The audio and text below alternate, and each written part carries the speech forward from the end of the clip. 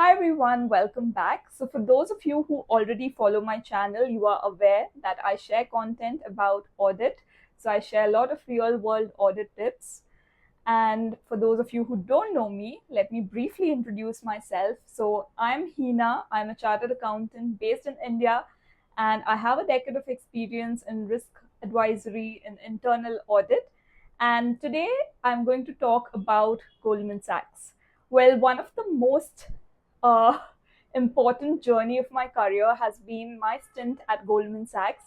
And the reason is because it was always my dream company. So, way back in 2013 14, when I was still pursuing my CA articleship, if anybody would ask me, where do you want to work after your qualification? The answer would be Goldman Sachs. I was that obsessed. And I even had my password as Goldman Sachs at one point of time. So I was that obsessed with it. But after qualification, so in 2015, when I cleared my CA, I realized that it's not as easy to get into Goldman Sachs. And that's why when a lot of people over the course of years have asked me to refer them to Goldman Sachs, have asked me how to get into it, I thought this will help to answer a lot of questions and may also help you decide if this is the right company for you. So, if you're someone who is a CA and wants to join Goldman Sachs as obsessively as I wanted to join, then this video is for you. So, when I joined Goldman Sachs in 2018, I already had 2.5 years of post qualification experience. So I qualified in 2015. I worked for 2.5 years at Deloitte, and thereafter I joined Goldman Sachs in the internal audit division. So if you are a CA, let me break your bubble. It's not as easy. First thing is that you need to clear within 2 attempts. Only then Goldman Sachs will even screen your resume. And it's not just for Goldman Sachs, it's true for a lot of major companies. You have to be qualified within 2 to 3 attempts max. And I'm talking more about industry, not necessarily the big four. So, yeah, so I joined in 2018, and what helped me was the fact that I had a very good academic record and my past experience in Big Four. And to get into Goldman Sachs, I went through 8 rounds of interview back then. So it's been 4 years since I've not been with them. So I don't know how rigorous the interview process is as of today. But back then, I gave 8 rounds of interview to get into Goldman Sachs. So I was part of the internal audit team at Goldman Sachs. So I know a lot of CA freshers want to directly join investment banking post their qualification. But no, that is not how it works. The investment banking division team recruits mainly from the top tier MBA colleges. Think of IIMs and ISB and other reputed MBA colleges. So if you're a CA, you are most likely to make it into internal audit or else any other operations team which requires CAs, like maybe the controller's role. That is something you can aspire for. So if you're a CA who meets this criteria and wants to join Goldman Sachs, then please check the list of open roles on the careers website before reaching out to somebody for a referral or somebody else for some information, because please understand, uh, the company is very big and each department has its own screening criteria, own HR representative. And if you directly approach someone asking for open roles, they may not even know if your experience is aligned for that role. They don't know whether you're interested. So do yourself a favor, go to the careers website, see the open roles, and then apply for those which you're most interested in and for which you're eligible. Now, coming to my job in internal audit, so I had joined as a senior analyst. So in Deloitte, I was a consultant. I was there for 2.5 years. After that, I joined Goldman as a senior analyst. And the way internal audit division is structured is that there are a lot of smaller teams within internal audit and which are aligned to different businesses of Goldman Sachs. So if you see the careers website or if you just see Goldman Sachs website, you will notice that there are different divisions or different businesses that Goldman Sachs does.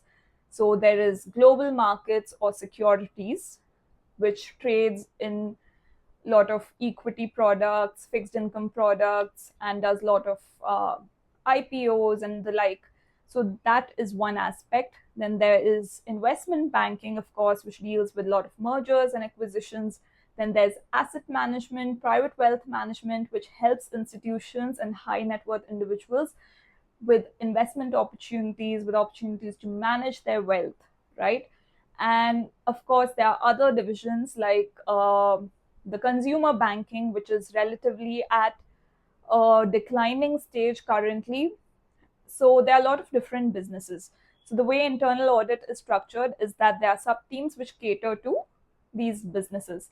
So when I joined as a senior analyst, I was in the securities team. So back then it was called securities. Of course, every year there's a lot of restructuring. So currently it's global markets and banking.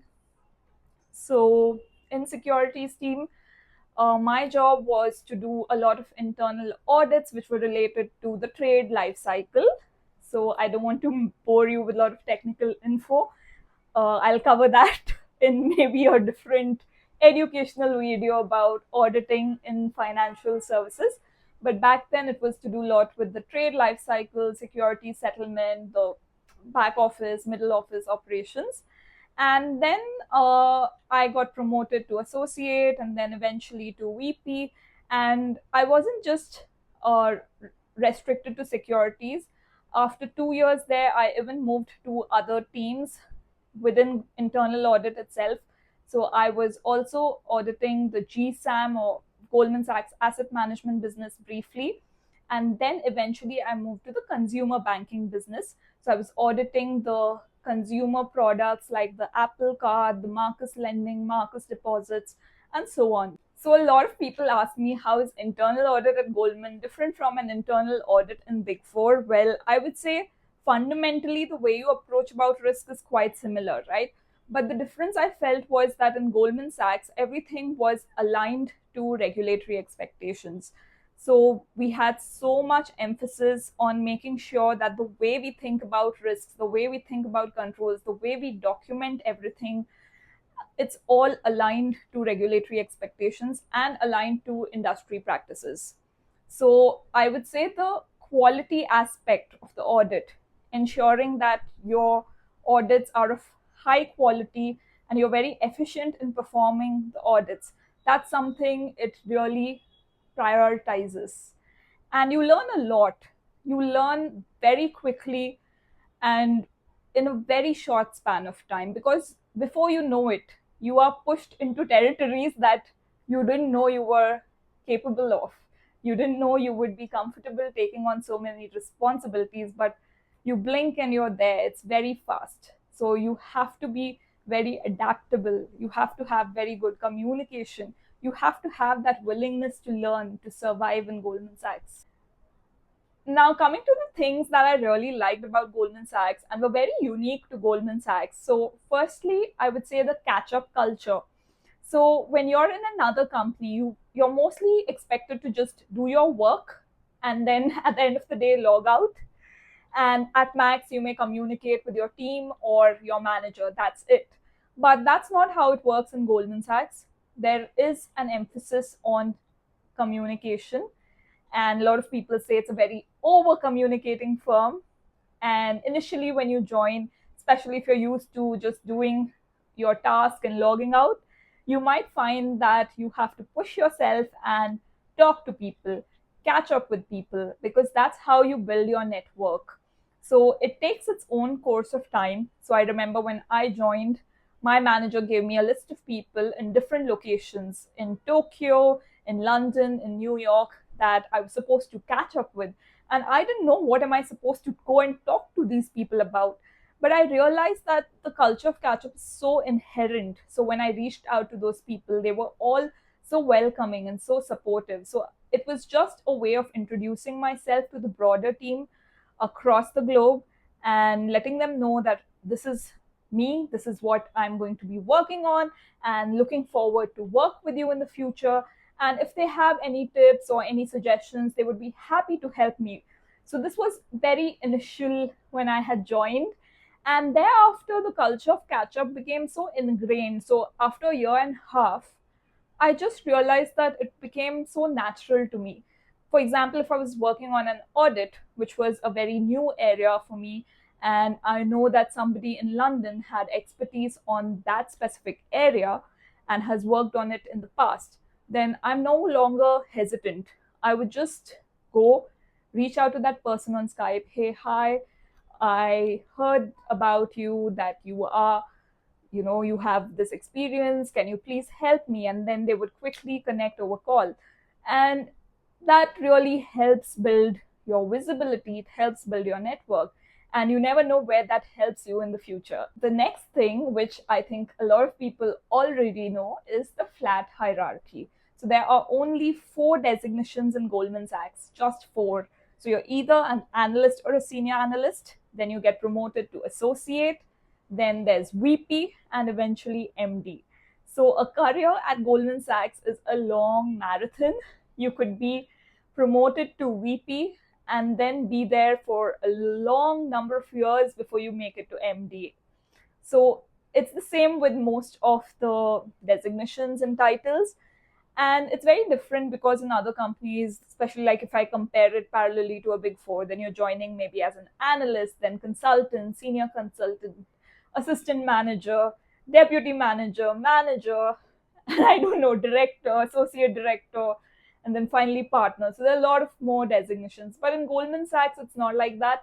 It's relatively flat hierarchy. And I personally liked it because then your focus is not limited to just promotion. You're not competing just for a promotion. You are competing for opportunity. You are competing for more responsibilities and growth and learning. So I personally like that. I don't know if everyone does, but I really like that.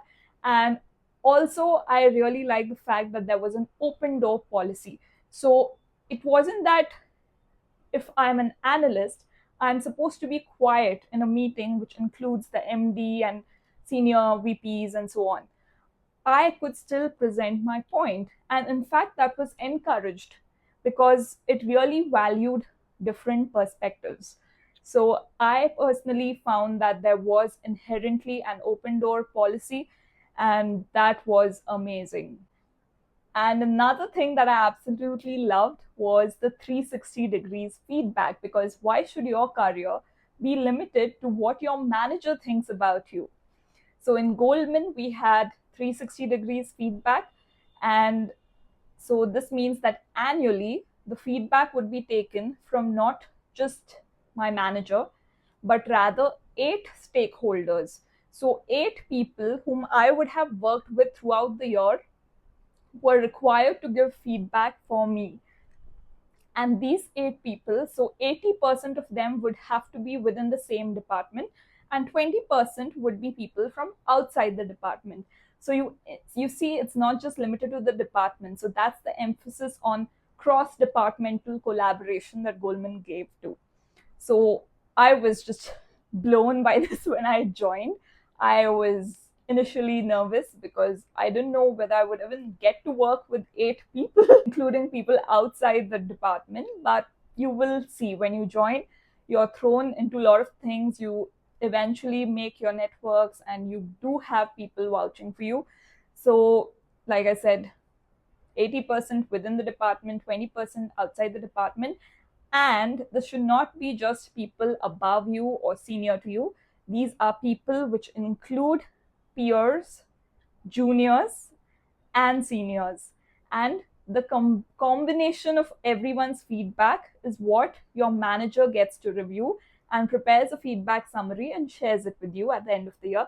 And that feedback determines whether you are up for promotion, or, of course, determines the appraisal of your salary. So I personally like the fact that there were so many stakeholders, because that inherently makes you very self-aware and conscious about your actions and makes sure that you are at your best behavior.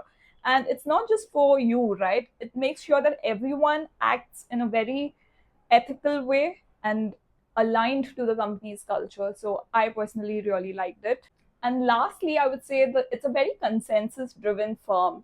So it's not that if I have to do an audit and if I'm stuck with something and I take my decision and it's final. No, it requires everybody concerned to be looped in, to be involved, and take a decision through consensus, which means that everyone is on board of that idea. So that's how you learn to build influence, how you learn to negotiate. So all these things really make for a very good collaborative experience. So I know a lot of people have also asked me whether Goldman Sachs gives international opportunities, relocation opportunities. So, yes and no.